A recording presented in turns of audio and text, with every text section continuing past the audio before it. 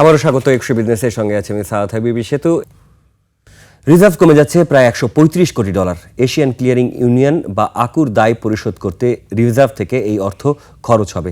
বাংলাদেশ ব্যাংকের তথ্য অনুযায়ী গেল ৩রা মার্চ পর্যন্ত মোট রিজার্ভ ছিল প্রায় $35.33 বিলিয়ন মার্কিন ডলার। আর আন্তর্জাতিক মুদ্রা তহবিল IMF এর হিসাব পদ্ধতি BPM6 অনুযায়ী রিজার্ভ ছিল $30.58 বিলিয়ন। এই হিসাবে আকুর দায় $135 কোটি পরিশোধ করলে গ্রস রিজার্ভ নেমে দাঁড়াবে $35 বিলিয়ন নিচে। আর BPM6 অনুযায়ী রিজার্ভ নামবে $29 বিলিয়ন ঘরে। আকু একটি আন্তর্দেশীয় লেনদেন নিষ্পত্তি ব্যবস্থা। এর মাধ্যমে প্রতি 2 মাস পর বাংলাদেশ, ভারত, পাকিস্তান, নেপাল, ভুটান, ইরান, মিয়ানমার ও মালদ্বীপের মধ্যে বাণিজ্যিক লেনদেনের অর্থ নিষ্পত্তি করা হয়। বাংলাদেশ ব্যাংকের মুখপাত্র আরিফ হোসেন খান জানিয়েছেন, জানুয়ারি-ফেব্রুয়ারি 2 মাসে আকুর দায় পরিশোধ বাবদ প্রায় 1,350 মিলিয়ন বা $135 কোটি পরিশোধ করতে হবে বাংলাদেশকে।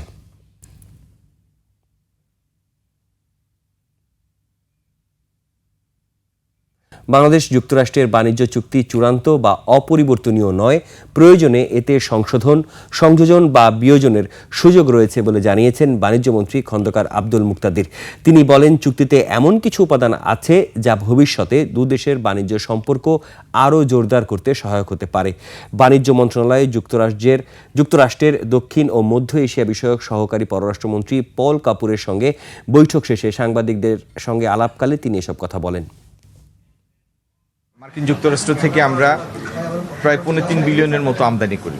তো এটি আমাদের একটা বৃহৎ বাণিজ্যিক অংশীদার, সিঙ্গেল দেশ হিসাবে, একক দেশ হিসাবে বৃহত্তম দেশ। তো সেই দেশের সাথে আমাদের অর্থনৈতিক সম্পর্ক, বাণিজ্যিক সম্পর্ক, আগামী দিনে বিনিয়োগের সম্পর্ক, আমাদের এখানকার ডিজিটাল ইনফ্রাস্ট্রাকচার ডেভেলপ করার জন্য তাদের সহযোগিতার বিষয়ে, এরকম অনেক গুরুত্বপূর্ণ বিষয় জড়িয়ে আছে। মধ্যপ্রাচ্যের মার্কিন ঘাঁটি, স্থাপনা ও স্বার্থ সংশ্লিষ্ট প্রতিষ্ঠানে হামলা অব্যাহত রেখেছে ইরান। সংযুক্ত আরব আমিরাতের তেল শিল্প এলাকার বড় ধরনের হামলা হয়েছে। আগুন জ্বলছে সংযুক্ত আরব আমিরাতের তেল সমৃদ্ধ আঞ্চলিক ফুজাইরাহ তেলের ডিপোগুলোতে। কালো ছায়ার কুণ্ডলিতে ছেয়ে গেছে আকাশ। এই হামলার ফলে তেল জাহাজীকরণ প্রায় স্থবির হয়ে পড়েছে। এর আগে হামলা হয়েছে সৌদি আরামকোর তেল শোধনাগারে।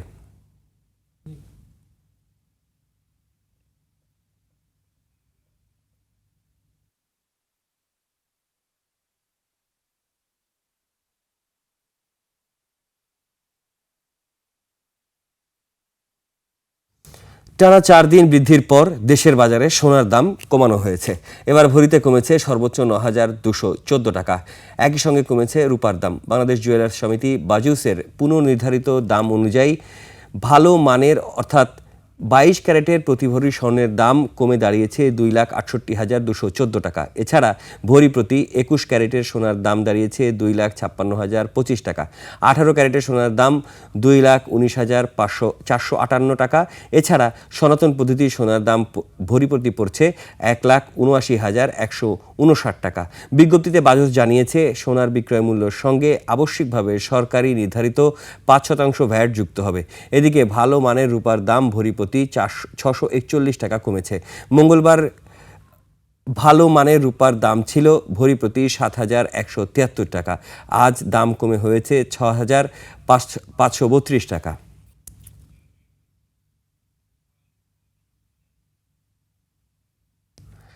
ফেব্রুয়ারি মাসের বেতন ভাতা পরিশোধের জন্য ঋণ সুবিধা নিতে পারবে রপ্তানিমুখী তৈরি পোশাক শিল্প প্রতিষ্ঠান। শ্রমিক কর্মচারীদের বেতন ভাতা পরিশোধের জন্য সর্বশেষ 3 মাসের গড়ের সমপরিমাণ ঋণ নিতে পারবে প্রতিষ্ঠানগুলো। এই ঋণের সুবিধার হার হবে বাজার ভিত্তিক। এক সার্কুলারে কেন্দ্রীয় ব্যাংক জানিয়েছে, বৈশ্বিক ও আভ্যন্তরীণ অর্থনৈতিক প্রেক্ষাপট, ব্যবসায়িক পরিবেশ বিঘ্ন, জ্বালানি ও পরিবহন ব্যয় বৃদ্ধি এবং অন্যান্য কারণে অনেক রপ্তানিমুখী শিল্প প্রতিষ্ঠান উৎপাদন কার্যক্রম অব্যাহত রাখার পাশাপাশি শ্রমিকদের বেতন ভাতা সময় মতো পরিশোধ করতে সমস্যায় পড়ছে। এই পরিস্থিতিতে উৎপাদন সক্ষমতা ও রপ্তানি প্রবাহ সচল রাখতে আর্থিক সহায়তা প্রয়োজন। নির্দেশনা অনুযায়ী রপ্তানিমুখী শিল্প প্রতিষ্ঠানে শ্রমিক কর্মচারীদের ফেব্রুয়ারি মাসের বেতন পরিশোধের জন্য ঋণ সীমার বাইরে গ্রাহকের সক্ষমতা বিবেচনায় মেয়াদি ঋণ সুবিধা দেওয়া যাবে। এতে আরও বলা হয়, যেসব প্রতিষ্ঠানের মোট উৎপাদনের কমপক্ষে ৮০% রপ্তানি করে সেগুলো রপ্তানিমুখী শিল্প হিসেবে বিবেচিত হবে।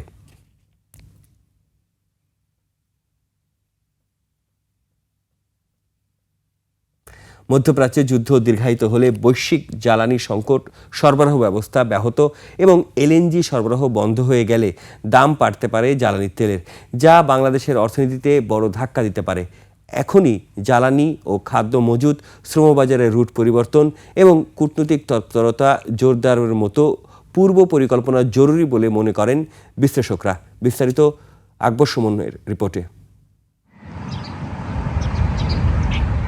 উত্তপ্ত মধ্যপ্রাচ্যে প্রভাব বিস্তারকারী দেশের তালিকায় নেই বাংলাদেশ। তবুও যুদ্ধ পরিস্থিতি দীর্ঘায়িত হলে অযাচিত সংকটের মুখোমুখি হবার সম্ভাবনা প্রকট। এই সংকট সরাসরি প্রভাব ফেলবে বাংলাদেশের অর্থনীতি, জ্বালানি নিরাপত্তা, শ্রমবাজার ও সামগ্রিক স্থিতিশীলতার উপর। যুদ্ধের প্রভাবে বিশ্ববাজারে জ্বালানি তেলের দাম বাড়বে। সেই সঙ্গে হরমুজ প্রণালী দিয়ে সরবরাহ বিঘ্নিত হবার আশঙ্কায় জ্বালানি ও এলএনজির বিকল্প উৎস সন্ধানের পাশাপাশি মজুত নিশ্চিতের সময় এসেছে। আমাদের সরকার এই মুহূর্তে তো বলার চেষ্টা করতেছে যে আমরা তেলের মজুত করে এই সমস্যাটা কন্টেইন করার চেষ্টা করবো। ভাই, আপনি তো জানেন না এখন আসলে সংকট কত লম্বা হবে।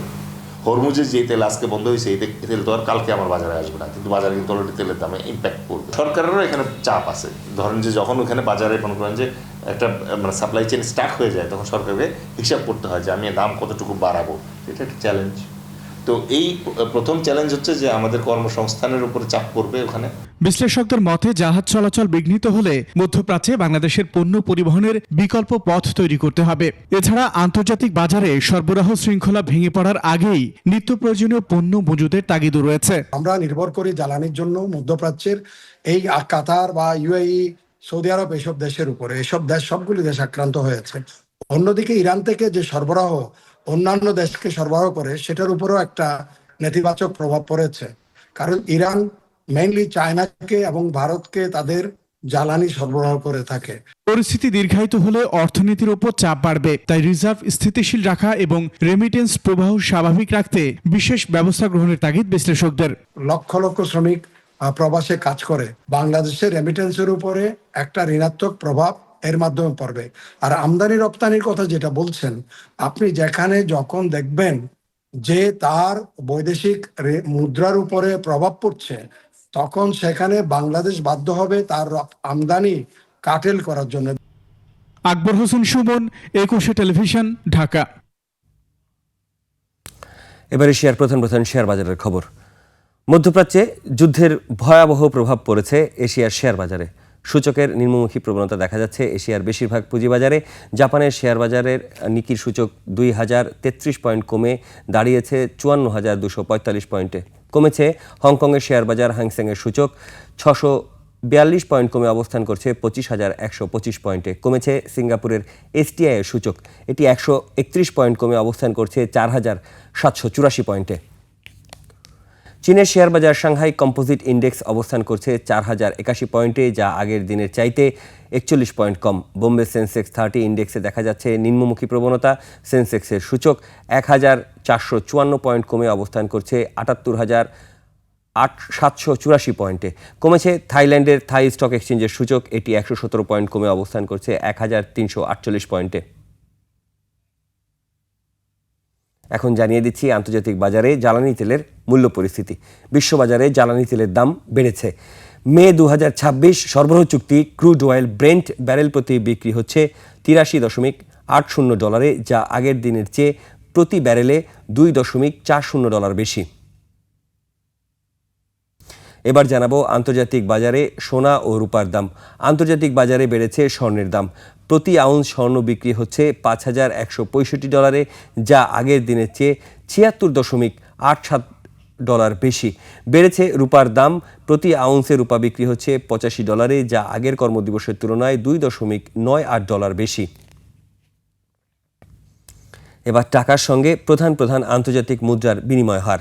আন্তঃব্যাংক লেনদেনে আজ ব্যাংকগুলো মার্কিন ডলার কিনছে 121 টাকা 70 পয়সায়, বিক্রি করছে 122 টাকা 70 পয়সায়। ব্রিটিশ পাউন্ড ক্রয় মূল্য 160 টাকা 70 পয়সা, বিক্রয় মূল্য 167 টাকা 79 পয়সা। ইউরোর ক্রয় মূল্য 140 টাকা 52 পয়সা, বিক্রি হচ্ছে 146 টাকা 60 পয়সায়। জাপানি ইয়েন ক্রয় হচ্ছে 73 পয়সায় আর বিক্রি হচ্ছে 82 পয়সায়। এদিকে ব্যাংকগুলো কানাডিয়ান ডলার কিনছে 88 টাকা 49 পয়সায়, বিক্রি করছে 91 টাকা 47 পয়সায়। ভারতীয় রুপির ক্রয় মূল্য 1 টাকা 25 পয়সা, বিক্রি হচ্ছে 1 টাকা 41 পয়সায়। সৌদি রিয়ালের ক্রয় মূল্য 32 টাকা 32 পয়সা আর বিক্রয় মূল্য 33 টাকা 8 পয়সা।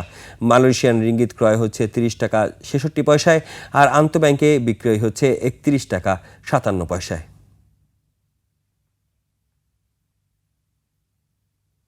দর্শক, এরই সঙ্গে আজ শেষ করছি 21শে বিজনেস। আগামীকাল দুপুর 1:30 আবারও ফিরে আসবো 21শে বিজনেসের সব আয়োজন নিয়ে।